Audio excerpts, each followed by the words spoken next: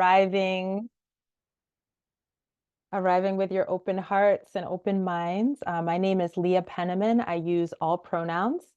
I'm co-founder and co-executive director of farm operations at Soulfire Farm in Mohican Territory, also known as Grafton, New York. And it is such an honor and a delight to be sharing this incredible program with you, with this incredible human who will introduce it a little bit. But as is our custom at Soulfire, we want to first begin by taking a moment to give thanks to the earth, to our ancestors, and to all the benevolent forces of time and space that have conspired to bring us to this moment. And so I have some water here to pour as an offering into this bowl, and I'll bring it outside and put it on Grandmother Pine Tree after the program. But invite us to arrive into presence, to find our breath, to find a place of stillness and steadiness in our bodies. And as I pour this water, I offer our collective thanks and homage to the sun for coming up this morning, as the sun does every day, and providing the energy that fuels our ecosystems. To the moon, to the beautiful waxing moon that illuminates the nights and controls and supports the tides. Giving thanks for air in all of its manifestations, for the breath in our lungs. Giving thanks for the winds of change and of storm. Giving thanks for the precious atmosphere that we are responsible for helping to steward. We give thanks for all the manifestations of earth, and we pay homage to the Mother Earth herself, and also to the soil and the minerals, to the trees and plants and herbal medicines, to the mammals and lizards and birds and insects, bacteria and fungi, and all of our beyond human kin that are part of our beloved community. We give thanks for water in all of water's forms, for the ocean and the rivers, for the waterfalls, for our tears, the womb water of our mothers. We give thanks for the aquifers that quench our thirst. And we acknowledge our responsibility to steward the waters of all the lands. We pay homage and give thanks to fire in all its forms, to the cooking fire that makes it possible for us to eat, for the warm center of the earth. We give thanks for all of the energy that moves through our bodies and through all of life. We give thanks and pay homage to our ancestors, to the ones who've come before us, who've given us our stories and our strength and our ashe to do good work in the world. And we pay homage and give thanks to our own ori, to that spark of divinity inside of us that is our destiny, our character, and our discernment.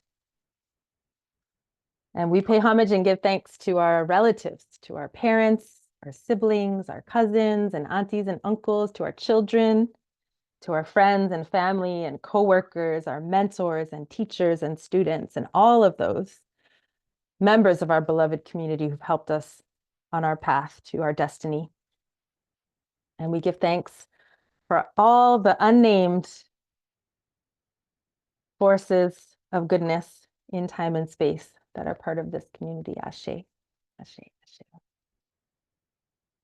And also want to name in particular that we are here on Mohican land, and it is of utmost importance to us not just to name that, but to work in ongoing, ever-evolving solidarity with the original people of this land, and to work on land back, to work on pipeline disruption, to work on seed rematriation, to work on friendship and cultural reclamation in ways that are led by the nation upon whose lands we reside. And welcome you also in the chat if you'd like to name the lands that you're on, acknowledging some of you are indigenous to the lands that you're on, but it's important for us to name that as well at this time. You're welcome to put that in the chat.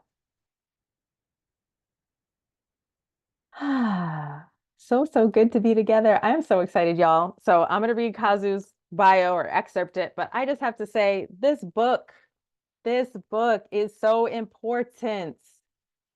I have been an activist, a social change activist, environmental activist since I was a small girl and went through a dark night of the soul around the culture and strategy of social justice movement work. And this book, along with similar books like it that espouse a adapted, relevant version of nonviolent social change, have rehydrated my capacity to continue on in this work. So I am so grateful to Kazu, so grateful to you for your work, for your life, for being here with us. And so Kazu Haga is a trainer, educator, student, and practitioner with over 25 years of experience in nonviolence and restorative justice. He weaves in lessons from decades of Buddhist practice and trauma healing work to advance social change and collective healing. Kazu is a core member of Building Belonging, the Ahimsa Collective, and the Fierce Vulnerability Network, is a jam facilitator and author of the book, Healing Resistance, a radically different response to harm, as well as the upcoming book, which I got to read. It's amazing. Fierce Vulnerability, Healing from Trauma, Emerging from Collapse. Kazu teaches nonviolence, conflict resolution, restorative justice, organizing, and mindfulness in prisons and jails, high schools, universities, and youth groups, faith communities, and activist movements across the country.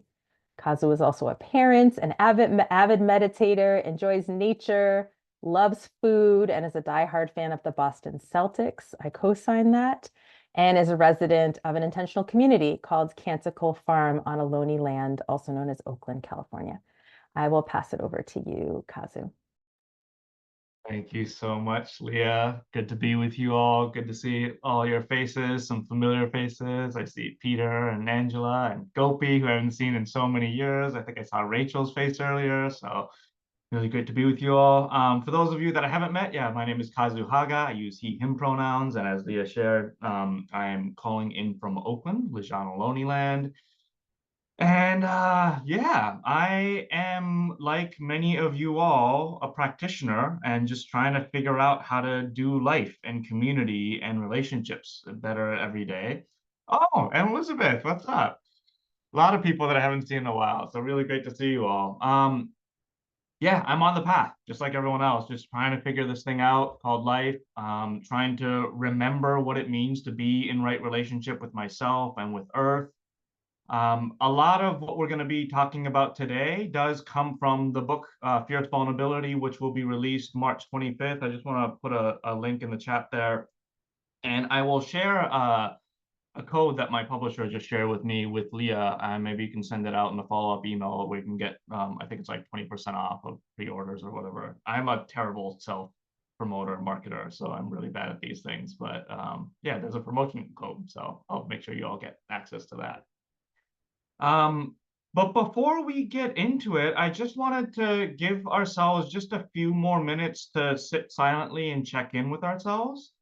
And so I want to invite you all just to very quickly check in to see if anything needs to happen in your body to give yourself a few moments of silence. Maybe you need to stretch out your back or twist your neck or shake out your arms. Just checking in and see if your body needs to move in any particular way before we settle for just a few minutes. And then just finding a stable seated or standing position. You can even be moving around if you'd like. And if you feel comfortable, just gently closing your eyes, otherwise leaving a soft gaze in front of you. Perhaps not at the screen though. Maybe you want to look either above your screen or below the screen. Give your eyes a minute to rest. And just begin by asking yourself, how are you doing in this moment?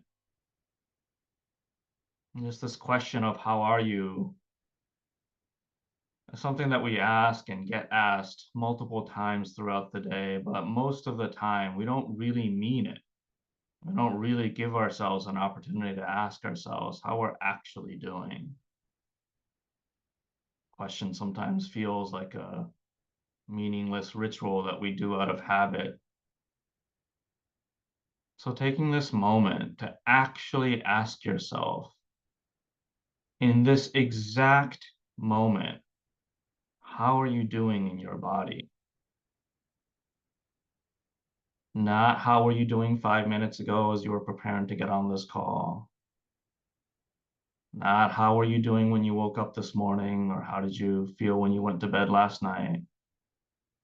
But in this exact moment, how are you doing inside of your body? You may be feeling tension or lightness, heat or cold. Just noticing and just checking in.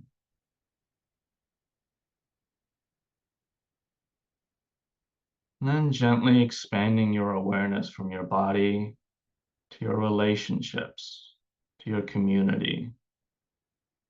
How are you doing in relationship right now?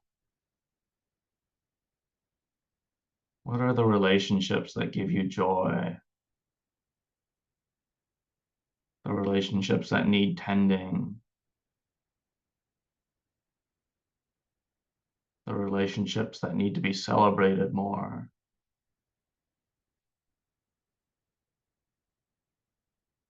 Your family, your community.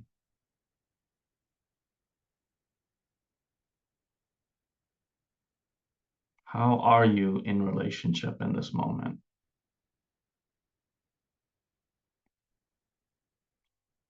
And expanding our awareness one more time and asking yourself, how are you doing in this exact moment in the context of the large world that we live in? With everything that is happening in this world. There is war and genocide. There is poverty. There is climate crisis. And there's also life and beauty and laughter and joy and celebration happening all over in this exact moment. As you find yourself sitting on your chair, on your bed, on your cushion, amidst of this huge world, how are you doing?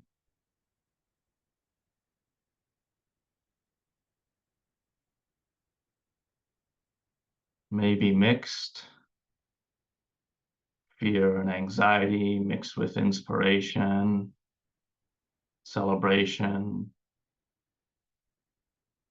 the totality of everything you feel, the context of the world, your relationships, and your own body, what makes up who you are in this moment.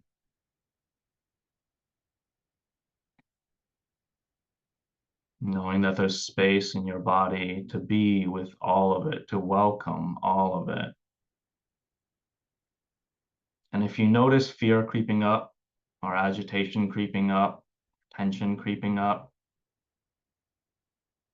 you don't need to control it, but in the way that a shepherd might be herding their sheep. A shepherd doesn't control every step that their herd takes, but they gently guide them in the direction that they need to go. In a similar way, if you notice emotions like fear or anger, without trying to control it, using your breath to gently guide these feelings into a little bit more spaciousness, a little bit more slowness, letting them know that they're welcome to be here.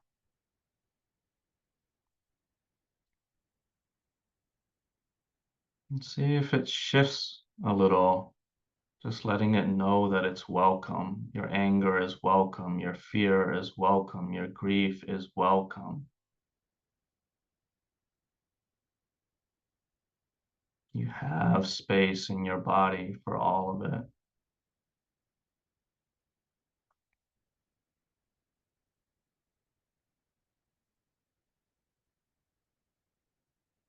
Now invite the sound of the bell one time, As you notice the sound of the bell dissipating further and further from your awareness, you can no longer hear the sound of the bell. You can gently open your eyes, come back to the screen.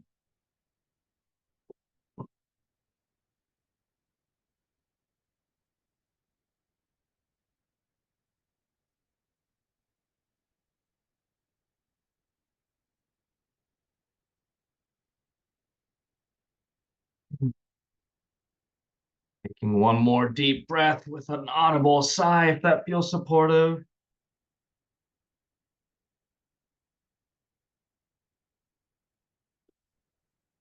Thank you all for coming back.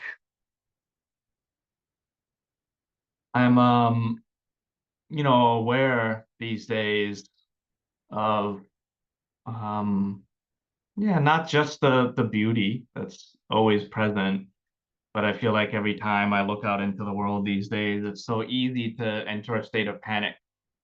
We live in a world filled with panic, with so much urgency around all of these issues that we're organizing around.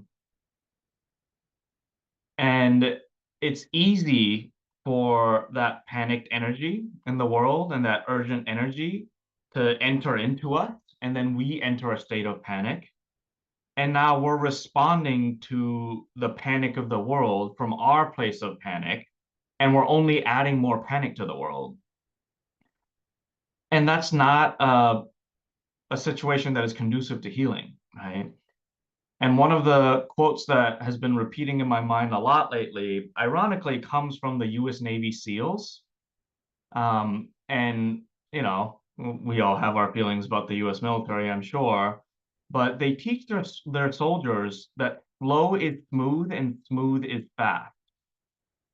That there's a way in which, in the midst of all of the chaos and the compounding crises in the world today, that we can remember to breathe deeply and to respond to it in a way that is smooth.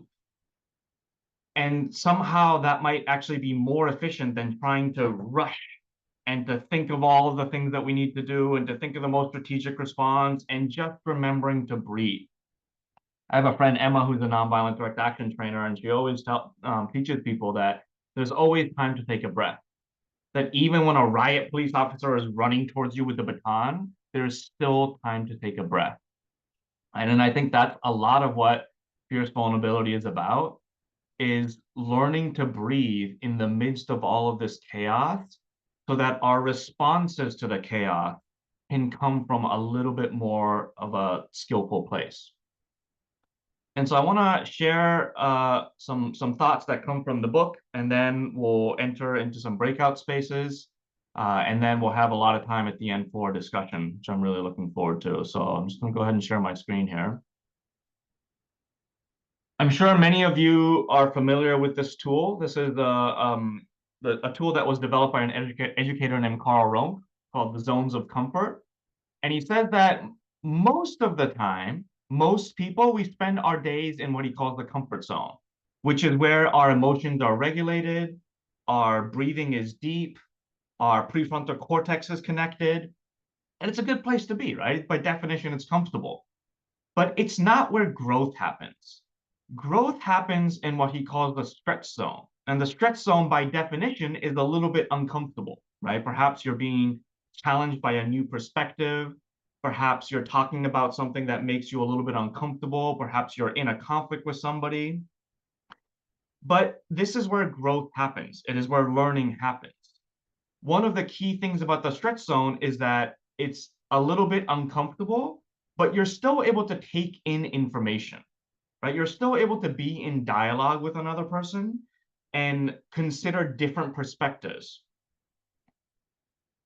If you go to the gym and you're working out and you're not at least a little bit uncomfortable, you're probably not doing something right? Because you're not getting stronger. But it's also possible that you go to the gym and you work out so hard that you pull a muscle and you hurt yourself. And that's when you enter the stretch zone.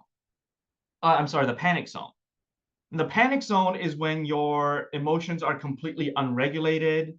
It's when the whole world becomes black and white. You enter your survival mechanisms. you're no longer able to listen to people. You're not able to take in new information. When I was learning about Kingian nonviolence, someone once told me that two monologues don't make up a dialogue, right? Two people talking at each other is not a dialogue. And then in the panic zone and the overt level of conflict, someone picks up a log and smacks you upside the head with it. So you go from dialogue to monologue to pick up a log. And in the panic zone, you're in a state of panic. You feel like your survival is in danger, and so you're likely to pick up a stick and start fighting, right? You can enter the panic zone because of a lot of different external factors. It might be something that is actually dangerous, like a dog chasing after you, trying to attack you. It might be you reading about something that is actually dangerous, but you're not in immediate danger, like reading news clippings about the climate crisis. Or it might be something like your boss calling you, or you looking at your schedule and realizing how busy you are this whole week with like 8 Zoom calls a day. Things that small can put you in the panic zone. And when you enter the panic zone, a lot of things happens in your body physiologically. A part of your brain called the amygdala, which is largely responsible for emotions, takes over and cuts off access to your prefrontal cortex, which is the executive center of your brain. And when you enter panic and your amygdala hijacks the rest of your brain, this is some of what happens. You lose your ability to think about logic. You lose your ability to take in new information. You lose your ability to think about nuance.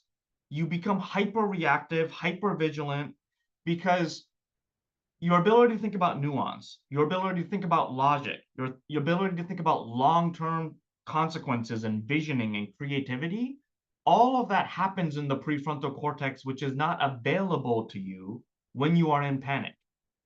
And it's not just what happens in your brain, it's what happens in your body as well. Because when you enter panic, you're a part of your autonomic nervous system called the sympathetic nervous system kicks in. And what happens in your body is that within a matter of seconds, every cell in your body is filled with adrenaline and cortisol. And it increases your heart rate, your pupils dilate, your muscles tighten. And these are all things that helps your body prepare to fight or flight, right? It increases your heart rate so your heart can carry more oxygen in throughout your body. Your pupils dilate so it's easier for you to see danger, right? The panic zone, the sympathetic nervous system, it's not a bad thing. Your sympathetic nervous system is also activated when you're making love. It's activated when you're giving birth. It's activated when you're watching a really exciting movie. Like, it's not a bad thing.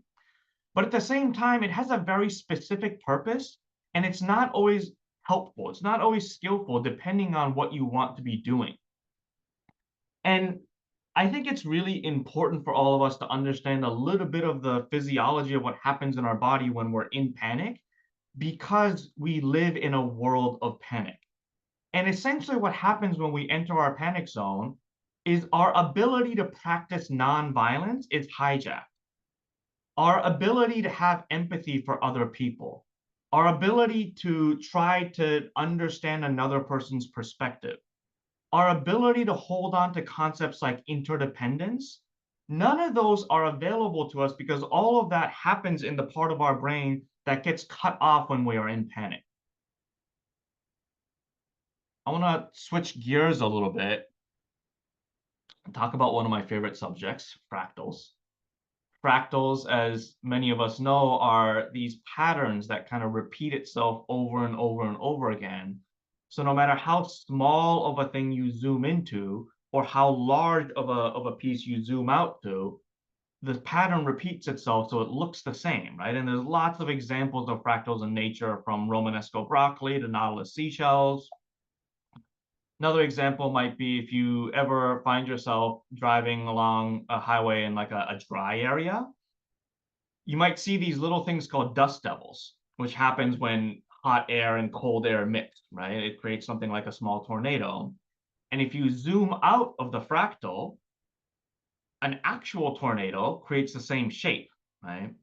If you zoom out even more, you see that the hurricane kind of cycles around the center of its storm.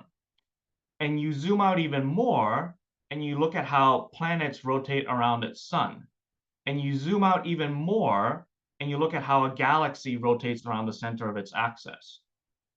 So no matter how small or how large of a scale you're looking at, because we live in a universe that is made of fractals, the same pattern keeps repeating itself over and over and over again. So why am I talking about fractals? I have a family member who has experienced a lot of trauma in their life, and they haven't had the opportunities to move through and integrate that trauma. And so for many years, we spent just like countless hours all the time supporting this person through the latest crises in their life. We spend months supporting their relationship with their children, and that gets a little bit easier. And then a few months later, they're in a crisis in their work. And then a few months after that, they're in a crisis in their intimate relationship. And at some point, it felt like we were playing this endless game of whack-a-mole. And then I realized that we were actually playing an endless game of whack-a-mole, because what was happening is that this family member had a deep core wounding that they experienced in their childhood, and that we were dealing with surface level manifestations of that core wounding. And that at some point, if we weren't able to support that person in healing a much deeper wound, then we will always be playing this endless game of whack-a-mole. And I feel like that's a universal law of nature, that every single human being has some core wounds that we experienced early in our life, or perhaps were handed down to us by our ancestors. And that if we don't heal that, then we're always going to be dealing with these surface level manifestations of a deeper wound. So if we take this idea of core trauma and zoom out of the fractal a little bit, I used to work with a nonprofit organization that did incredible work supporting trauma healing with marginalized communities. And even though the work of this organization was really quite incredible, the organization was in constant crisis. Volunteers would be leaving and filing lawsuits against the organization. Staff would be having arguments with board members. There were accusations of how how staff were using funding. And I realized at some point that the organization itself has a core trauma. That when this organization was founded, like 30 years ago, the founders of the organization brought with them some unhealthy organizational practices. They made decisions that would impact volunteers without consulting them. They had, because they were good social justice advocates and liberals, they didn't think that issues like racism and patriarchy were relevant for their organization, so they didn't want to talk about issues of race. And all of these unhealthy practices became adopted as the organization's culture. So now, 25 years later, none of those founders are even part of the organization anymore, but those same practices have stayed, right? It became the core trauma of the organization. And until we were able to deal with that reality, we were always playing this endless game of whack-a-mole. And now, if we zoom out one more time in the fractal and we look at this nation state called the United States, there is never a shortage of crises, right? We are always in some crisis. There are always issues that we need to be working on that is incredibly urgent. And it seems like we are playing this endless game of whack-a-mole. And part of my theory is that, well, we are playing this endless game of whack-a-mole because collectively our nation state experienced significantly traumatic events in our collective childhood. Right? Like early in the life of this nation state, we together experienced the enslavement of African peoples, the slaughter and colonization and genocide of indigenous peoples, the indentured servitude, the violent indentured servitude of many even European peoples. And you can't live through experiences like that without that leaving an imprint on our collective bodies. And because we've never collectively had an opportunity to heal through that trauma, we're playing this endless game of whack-a-mole, dealing with the latest crisis. a surface level manifestation of a much deeper wound. In nonviolence, we are taught that the more the violence escalates, the more you have to escalate your nonviolent responses to that harm, to that conflict. So at the personal level, if your friend is experiencing a low intensity level of conflict, it might be enough to go to that person and say, hey, everything's going to be fine. Just take a deep breath, right? It's a low level response to a low level intensity of conflict. If we take that understanding and zoom out of the fractal and not, instead of an individual person, look at a social issue, filling out a petition might be the equivalent to asking someone to take a deep breath, right? It's a low level response to a low intensity level of conflict. Like if you're just needing to get a stop sign installed in your neighborhood because people are driving too fast, you might fill out a petition and bring it to the city council. It's a perfectly appropriate response. But as the intensity level of the violence escalates, our response to that has to escalate with it. So if two people are in a physical altercation, you might need to use your body to get in between those two people and pull those two people apart, right? It's also the reason why the movement for Black Lives is not interested in filling out petitions, because the level of violence that that movement is responding to is so escalated that taking over a highway might be a more appropriate response.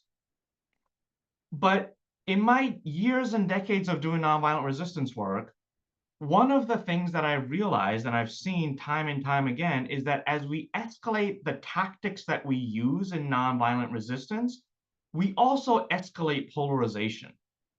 We escalate this binary black, white, us versus them worldview. And I'm afraid that that binary worldview of us versus them is at the heart of what is destroying this planet. It is this delusion that we are somehow separate from each other, that our liberation is not bound with the liberation of all life, that is destroying this planet. And yet, when we are responding to escalated forms of violence, because when you're in an escalated conflict, it's more likely that we're going to enter into our panic zone and our worldview becomes black and white. Our responses to escalated forms of harm oftentimes look like responses that are coming out of the panic zone, where you tighten your muscles, where you stop listening to the other side, where you become the good guys and they become the bad guys. And winning means beating those guys over there. This is an image that many of us have probably seen and maybe even experienced countless times. It's an escalated response to an escalated harm.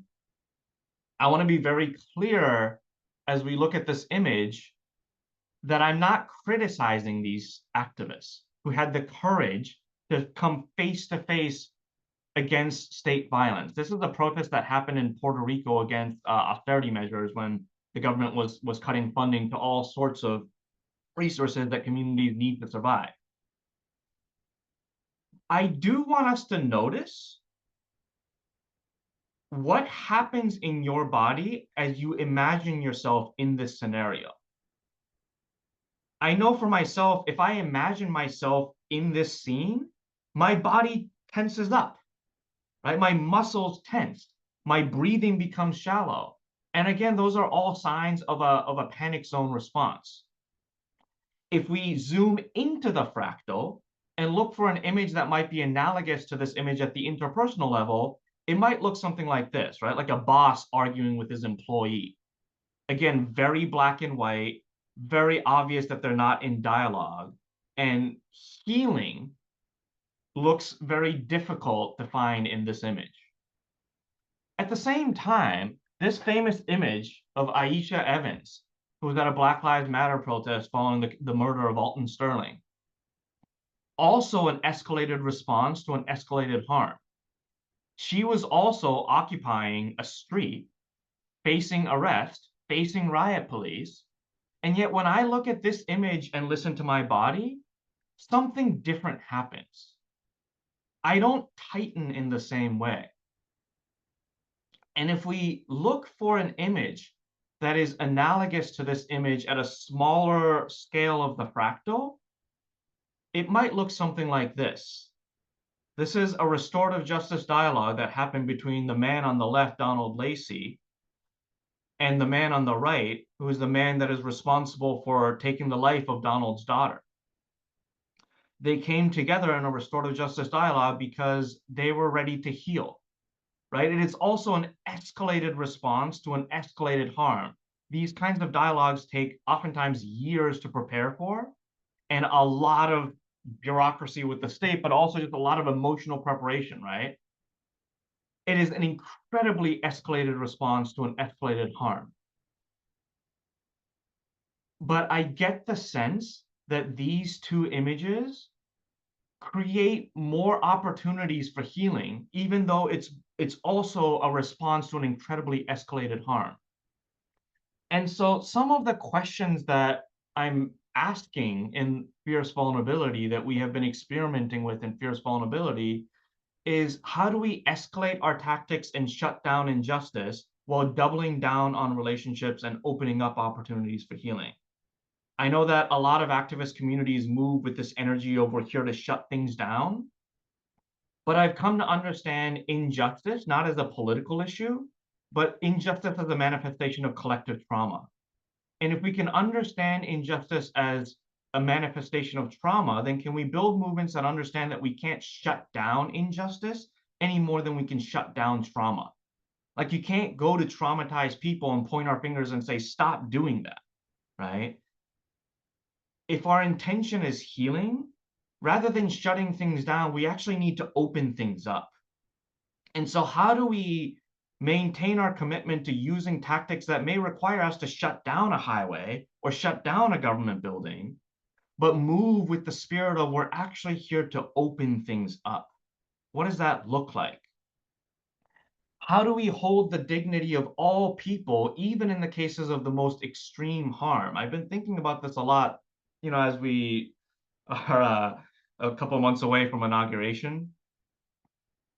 I know that me trying to have empathy and compassion and love for somebody like Donald Trump will never change him, right? I think that's another kind of well, I'm blanking on the word. It's a misunderstanding of nonviolence. I think a lot of people have criticized nonviolence, saying, "Oh, you can't honestly believe that if you just love your enemies, they're going to change."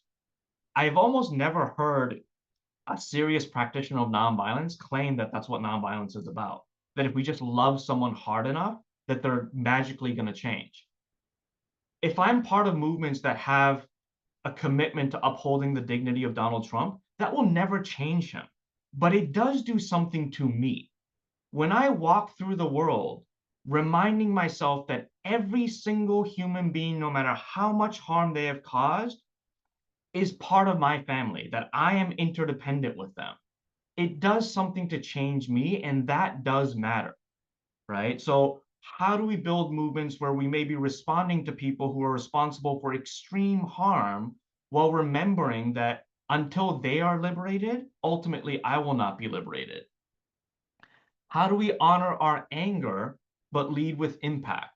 This idea of fierce vulnerability. How do we hold on to the fierceness that is necessary to occupy a highway, to shut down a government meeting? But instead of leading with anger and saying, you are wrong, we're here to shut things down because you are wrong, can we lead with, we are here because we are scared. We are here because Earth is being destroyed, and I am afraid for the future of my child.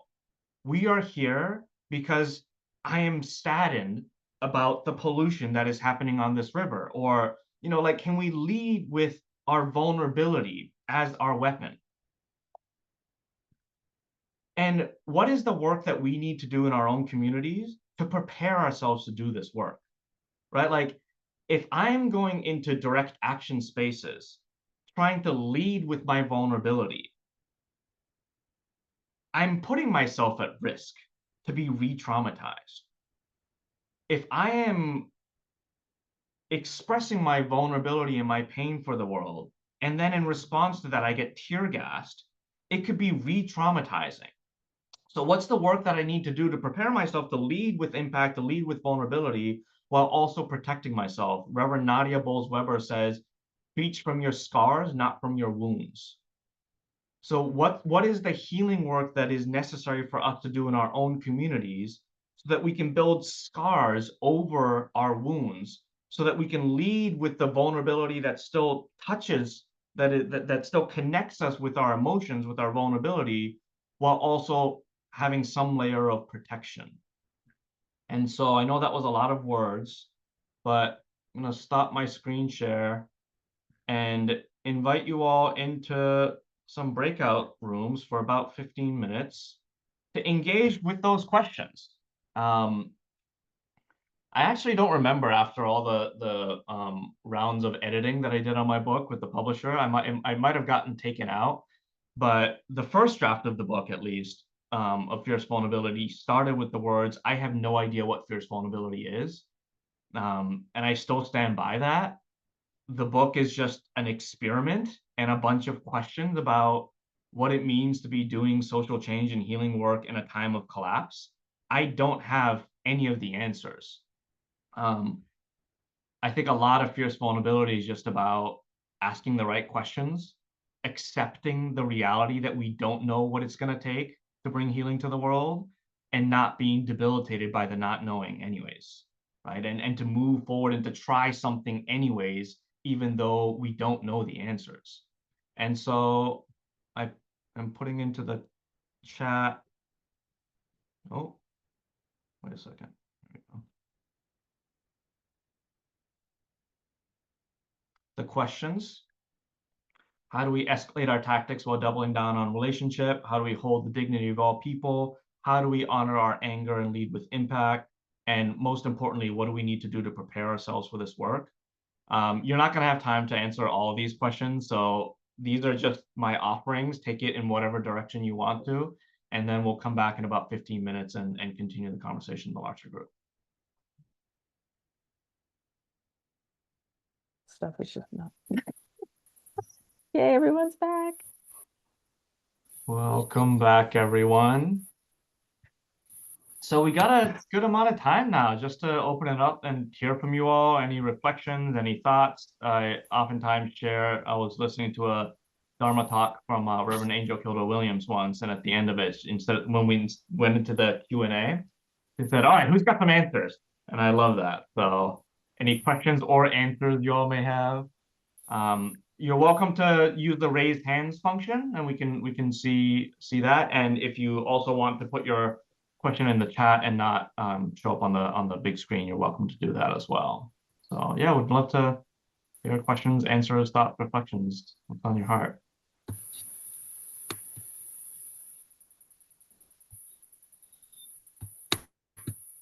I'll ask. So Kazu, what are your answers to the questions you put out to the group? Well, there's several questions there. One of the things that we've been talking about is there's a short-term, medium-term, long-term thing. In the short term, when I started doing nonviolence trainings when I was 18, 19 years old, we would train people in how to form blockades and how to work with the police and how to work with the media and these kinds of things, right? I think in addition to that, we really need to be practicing emotional regulation tools together in our communities, learning to breathe together, learning to sing together, learning to feed each other, learning to be aware that we are in panic so that we can do something about it. And then in the medium term, I think our communities need to do a much better job of creating spaces for grief and rage tending. I think grief and rage are two really powerful emotions that is a natural response to the world that we live in. And if we don't have spaces where those emotions can be honored and witnessed and tended to, they get repressed, and then it leaks out in our own organizing spaces. And so I think, it's really important that we work with ceremony holders and healers and grief tenders to really create explicit spaces for that to happen. If we don't have explicit spaces for grief and rage to get released, it'll get released in unintended ways, right? And then long term, I think we all need to commit to our own shadow work and our own trauma healing, and collectively figure out how to resource our community so that everyone can access that trauma healing, because of course, not everyone has access to it, right? So in the Bay Area, we're working with a lot of therapists and healers and creating resources for particularly activists of color on the front line to have access to healing modalities, right? So yeah, the short term, long term, medium term.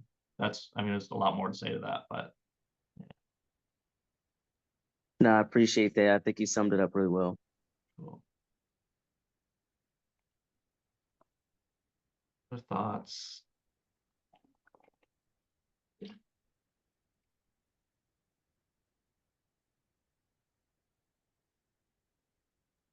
I have a question, Kazu. I mean, I have so many questions, but I wonder if you could tell us a story or two about where you've seen fierce vulnerability in action in social justice spaces, whether that's your restorative justice work or some of the ways that folks are, engaging ceremony in direct action. But yeah, maybe just some vignettes to give us a picture of a taste, a whiff of what that looks like. I'll share a few things. One at the kind of interpersonal level, and two at larger scales. Leah, I think you know this story because I think it was in my book. One of the most powerful things I've ever witnessed in my entire life was a conversation that I had the privilege to be a part of and help facilitate between these two people, Cynthia and Richard. Cynthia is an indigenous grandmother who lives here up in Northern California, a couple hours north of me, and she lost her son, Mitch, to violence when Mitch was 14 years old. And 20 years after that, Cynthia felt like she needed to have a conversation with the people that are responsible for her son's murder. The criminal justice system offers no opportunities for people to actually be in dialogue with each other.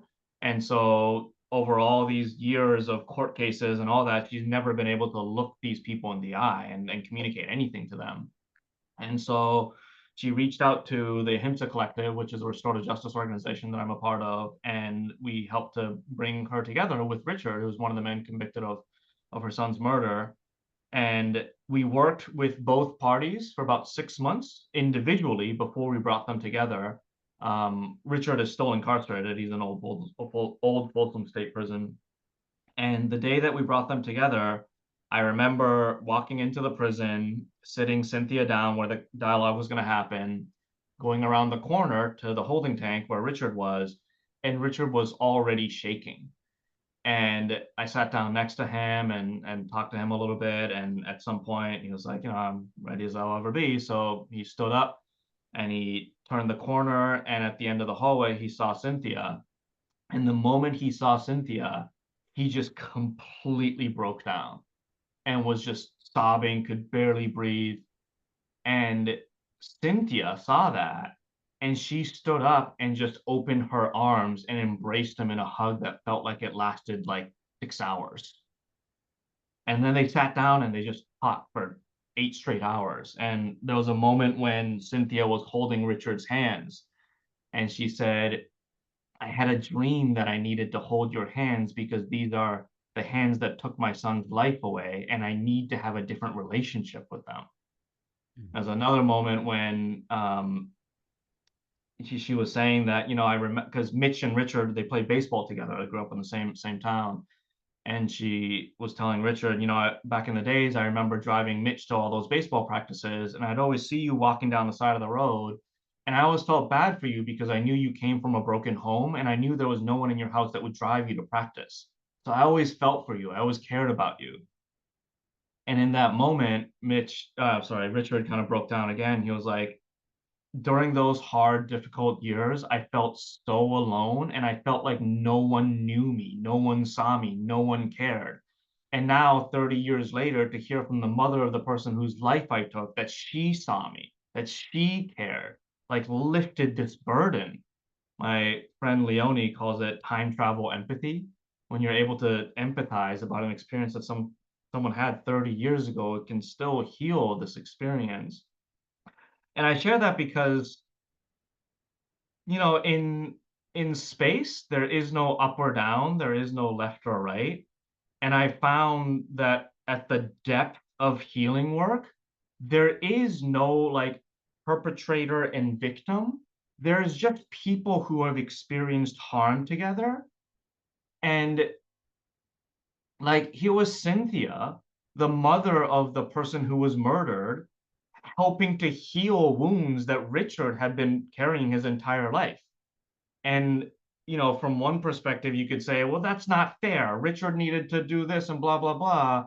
And at the same time, that's what needed to happen to give both of them a sense of healing, you know?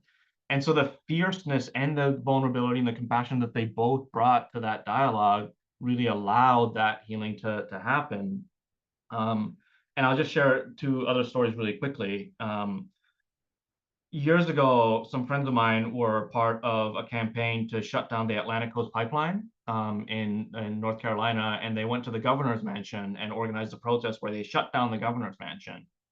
But they decided the night before that they weren't going to do any chants and they weren't going to hold any signs because they felt like both chants and signs can be reductive and don't allow for dialogue. And so instead of chanting, instead of holding signs, they shut down the governor's mansion. They sat in a circle in the lobby. And when the governor sent his staff, the governor wasn't there that day. When they sent his staff, they invited their staff to sit in the circle with them. And each person went around, many of them expressing through tears their concerns about this pipeline. And they said that they could actually see tears welling up in the eyes of the representative from the governor's office. And so these kinds of actions show that even in the midst of these escalated forms of conflict, we can actually lead with vulnerability. And when you lead with vulnerability, the possibility of transformation that opens up in the people around you are pretty incredible, you know. And so lots of other stories too, but I want to hear from other people. So I'll just share those two for now. Thank you. I see a hand from uh, apologies if I mispronounced your name. Is it Tegan and Enru?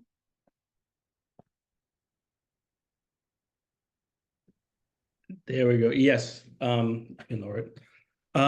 So Onru, he, him pronouns. So I had a lot of ideas about kind of frameworks or just what I was going to say, and but what's really touching me, I mean, this which I really appreciate is the need for our practices so that we come back to our hearts. You know, it's been I actually do a lot of this work, and so much of what you're saying just resonates in my own approaches to myself and my healing, and also with other people, and practices that really help to stay connected to life, which is really affirming to help navigate the real suffering that's going on. So I appreciate the skillfulness in which you're relaying this. But I just wanted to say, like, it really, both for myself and with other people, like, we need to find our way back, right, to our hearts. Like, we've left so much of that. We've hardened so much. We've been afraid of so much, and we actually have capacity to make some different choices. And it takes work, and it's things we can really do in whatever way, individually, collectively, all the ways. But yeah, my framing and kind of things to look at dissolved in those beautiful stories, and because it's really about holding, right, our own personhood, right, and honoring that, and then we can reach out to find other people, even those who we see as others. So yeah, thank you for this opportunity. Yeah, Thank you so much for sharing a little bit of your heart. I'm really glad that you said, I forgot the exact words, finding our way back or something like that, right? Because, you know, so much of the quote unquote progress that we need to make is actually about going backwards and remembering who we are. Really resonate with that. Saw a couple hands go up and then go down. There's plenty of space for folks.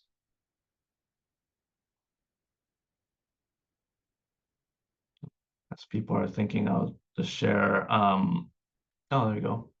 Sherry? Yes, I had a question. I noticed that I may be one of an older person in this group, and I am certainly not of the ability to do direct action anymore. And I was wondering what some of you younger people would feel would be a supportive role for someone who wants to stand and fight with you is not physically able. What would support look like to you? What would you feel as something that uh, is supportive and caring and effective way to help you in oh, the thing that you're trying to do that I also believe in? I so appreciate the question. I feel like the inquiry is the thing to do. Is just by being in that inquiry. I also respond in two different ways. One is, in a lot of indigenous traditions, when the younger folks would go off to battle, it was the elders that sent them off in ceremony and welcomed them back, right? When I was at Standing Rock, every time there was a direct action, the elders would hold a fire, would hold ceremony, and they would always remind us, when you go to that town to engage in that direct action, remember that you're going to a ceremony. And that was actually one of the most inspirational things that like started turning my gears when I was writing this book of like, oh, how could direct action look like ceremony? And I feel like the role of elders and helping to kind of guide us and to support us in making sure that we're doing this in the right way is like, yeah, we can't do it without that, like this really needs to be an intergenerational thing. And so whether it's helping us through ceremony or helping us come out of direct actions and supporting us afterwards, we also, as you may have noticed, are what is it? Best our worst enemy. Like we are our worst enemies, right? Like it's probably not just young people, but certainly in my generation, we are tearing each other apart. And traditionally, when we used to live in villages in more sustainable ways, when there was conflict, we'd go to our elders for guidance. And so that kind of guidance is supportive. But the other way that I want to respond to your question is, and this isn't just about elders, it's for anyone. I think we have to find ways that honor and celebrate the diversity of gifts that each person brings to the table, and our movement ecosystems needs to be as diverse as any natural ecosystem. I think when we traditionally think of like what does direct action look like, what does activism look like, it looks a very particular way. And that particular way allows for the participation of mostly younger, able-bodied people with some amount of privilege. And I think that needs to shift. And it doesn't mean that everyone has to be exactly on the front lines, but I think like Standing Rock was a beautiful example of that. Because when I was there were like 15,000 people. There were children, there were babies, there were elders, and everyone was there supporting the work that needed to happen, but in their own ways, as healers, as song leaders, as artists, as ceremony leaders. And so I think there's these ways that like, yes, I think it would be great if elders can support in this way, but I think also like, what's your vocation and what's your gift, and how can we create movement spaces that activate that? So I think it's also on us to figure out how we create more welcoming movement spaces that, celebrate everyone's gift.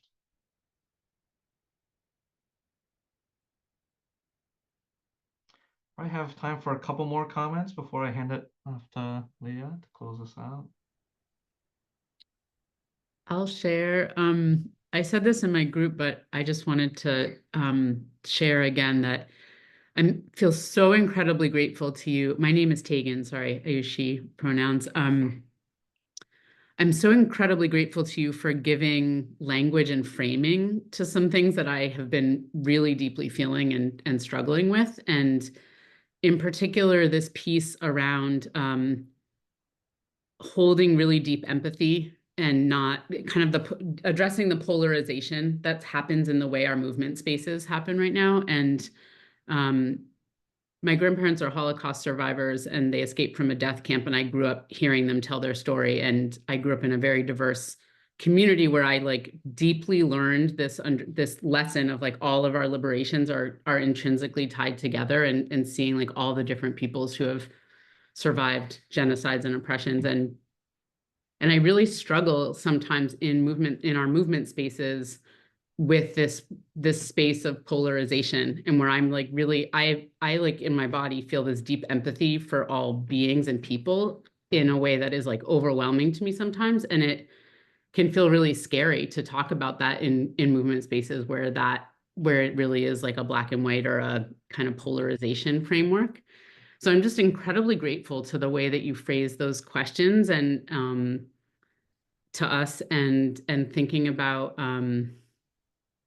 this piece around kind of moving from a place of deep vulnerability and impact. And yeah, I feel like your framing and your language gave words to the things that I'm feeling that is really helpful for me, and just super grateful. Thank you so much. You know, we were talking during the breakouts too, that empathy is not a zero-sum game. Like, if you give empathy to one side of a conflict, you're not taking it away from the other side. There's plenty of it to go around. I was talking about this concept of agape love once years ago on a workshop I was facilitating, and a person said that, you know, this person was saying, I'm Christian.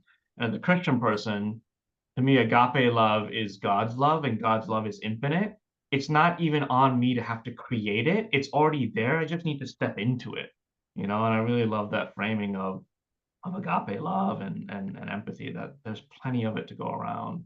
And I also say that I've made mistakes in my life where I've gone too hard on naming my personal desire or need to have compassion for all sides when people actually weren't in a place to hear it, you know? And so I realized that while it's something that I will always hold in my heart, there are moments where it's not even the kindest thing to do, you know? It makes people feel like they're not good enough or whatever it is, and different things. And so yeah, I've had to learn the hard way to be more discerning about that as well.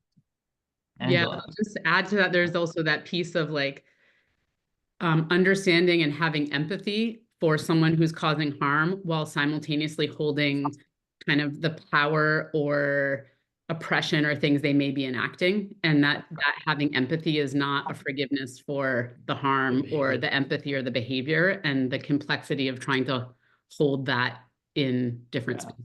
So it's infinitely complex. Angela, I'll go to you, and then this will probably be the last question, comment, answer.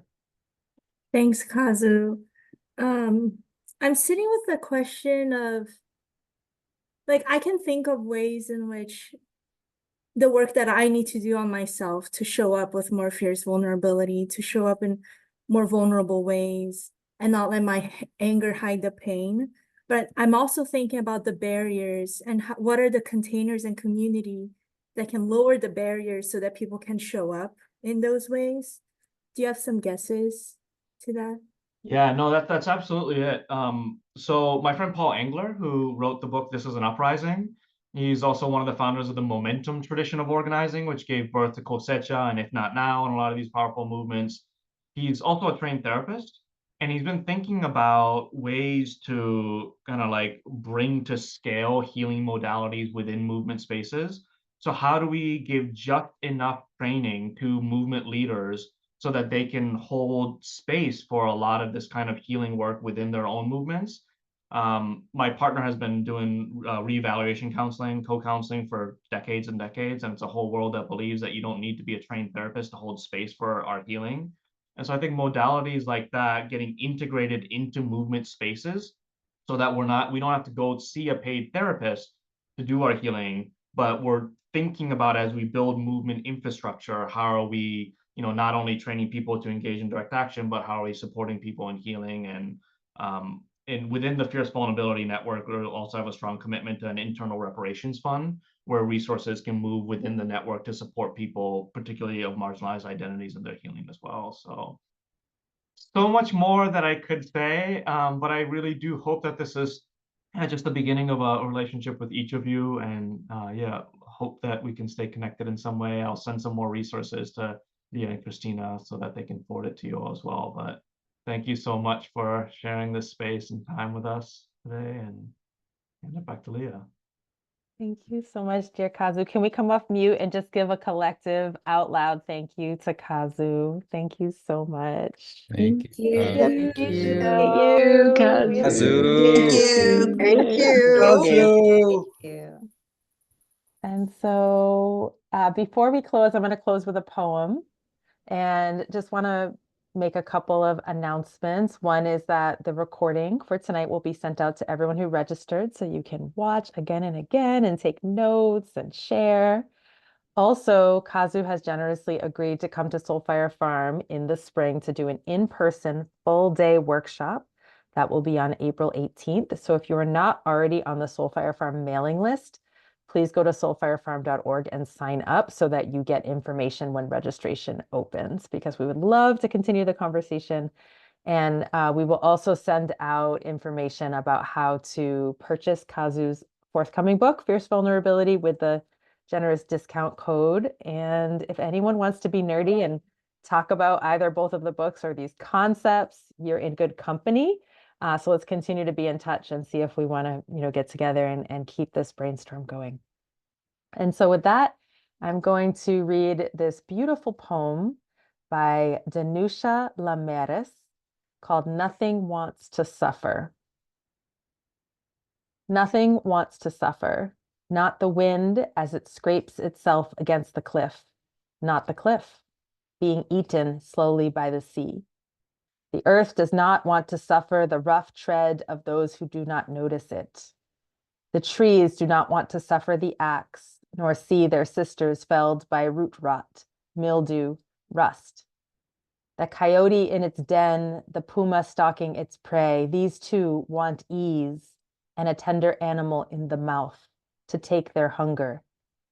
An offering, one hopes, made quickly and without much suffering. The chair mourns an angry sitter, the lamp a scalded moth, the table the weight of years of argument. We know this, though we forget. Not the shark nor the tiger, fanged as they are, nor the worm content in its windowless world of soil and stone, not the stone resting in its riverbed, the riverbed gazing up at the stars, least of all the stars, ensconced in their canopy, looking down at all of us, their offspring, scattered so far beyond reach. Nothing wants to suffer. Thanks, everyone. Have a wonderful evening. Thank you. You all. Thank you, Leah and Soulfire. Thank you. Thank you. Good night. Thank you. Good night, everyone. Take care. You. Good night.